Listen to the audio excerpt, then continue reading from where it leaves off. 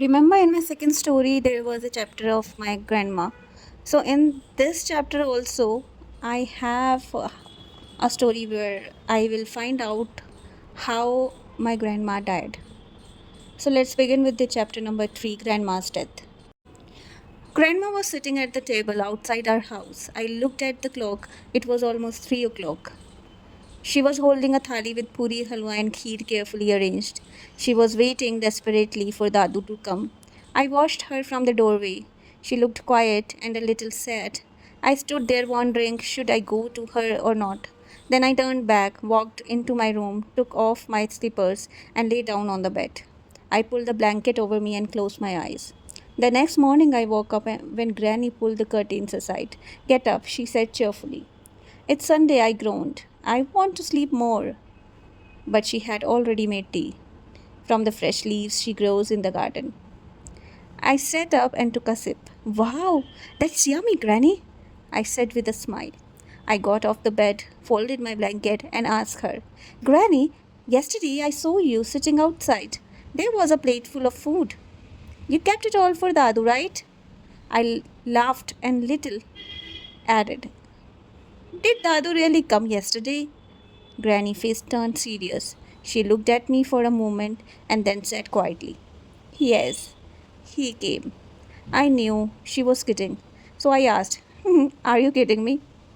She looked at me seriously and replied, Don't ask, just get ready. We are going somewhere. I asked, Where are we going? But she didn't answer. Soon she took me to the Shamshan Ghat. The air was thick with smoke, and I could still see the friars' bodies burning on the pyres.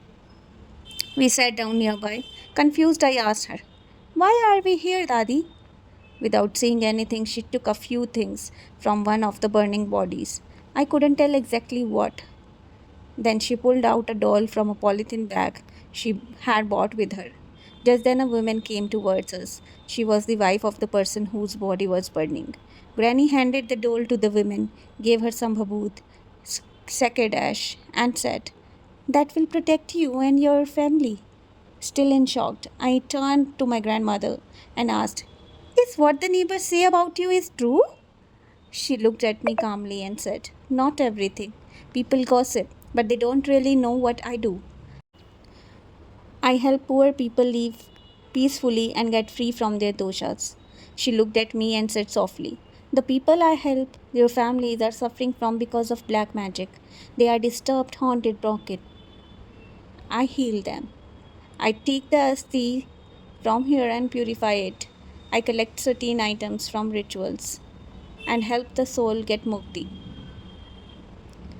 They suffer from fear, pain, and unrest. I help release them all from it. She paused, holding the doll in her hand, and this doll, she said, is for the protection of the family they have left behind. I understood then. Everything she was saying was true. She was helping people, freeing them from their doshas, their burdens. But a few months later, she fell seriously ill. My dad hired a full time nurse to take care of her. I felt deeply upset. Every time I came home, I saw her lying on the bed, weak, fragile, and fading. She spent 3 long months in bed. I still remember our last conversation. She took me and said, Everything I did to help people, but they misunderstood me. Their doshas were lifted.